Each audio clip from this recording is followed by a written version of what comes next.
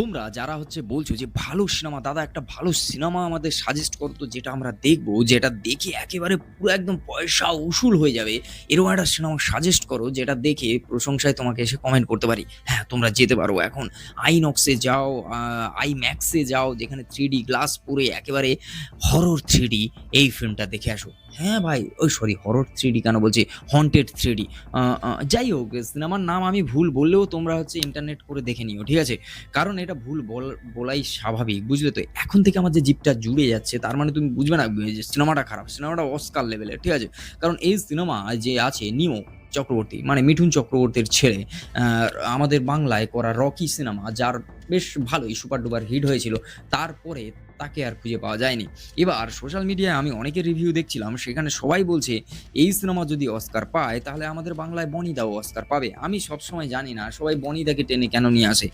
বুঝতে পারছি মহানায়ক লেভেলের বনিদা, কিন্তু তা বলে বনিদাকে সবসময় এইভাবে কিন্তু নিয়ে আসা উচিত না। যাই হোক, যে বিষয়টা ছিলাম, হন্টেড 3D এই সিনেমাটা তুমি যদি দেখতে চাও তাহলে তোমাকে কি করতে হবে? প্রথমত তোমার ব্যাংকে থাকা কিছু টাকা, যেটা তোমাকে একেবারে গাড্ডায় ফেলে দিতে হবে। তার কারণ এই সিনেমাটা যদি হরর হিসাবে তুমি দেখতে যাও, কমেডি তো ছেড়েই দাও, কারণ বিক্রম ভাট যে সিনেমাটা বানিয়েছে সে পুরো ভাটের সিনেমা বানিয়েছে। কারণ তার নামের সঙ্গে ভাটটা যে যুক্ত আছে সেটা এই সিনেমায় সে পুরোপুরি প্রমাণ করে দিয়েছে।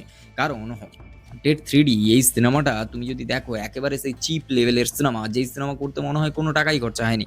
না, ফ্রিতে তো বানানো যায় না, কিছু টাকা খরচা হয়েছে, ওই 50 লাখ থেকে 1 কোটি হয়তো খরচ হয়েছে।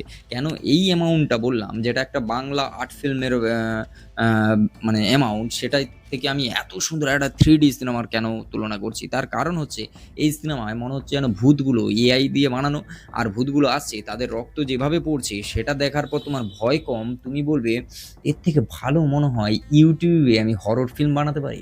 তবে যাই হোক, তোমরা কিন্তু খারাপ ভাববে না, ভালো সিনেমা আমাকে সাজেস্ট করতে বলেছো, তাহলে আমি অবশ্যই করব। কিন্তু এই সিনেমাটা তোমাদের দেখা উচিত, কারণ এই হরর দেখতে গিয়ে তুমি নিজে কমেডি হয়ে যাবে। এই সিনেমায় কি রয়েছে? এই সিনেমায় রয়েছে ভূত, রয়েছে গাড়ি, রয়েছে মানুষ, রয়েছে ভয়, না ভয় নেই। এই সিনেমার মধ্যে কোনো ভয় নেই। এই সিনেমার মধ্যে ভয় নেই। ভয় যদি তোমার লাগে, এই সিনেমাটা দেখার পর তোমার পকেটের কথা ভেবেই ভয় লাগবে, কারণ টাকাটা তুমি খরচা করছো।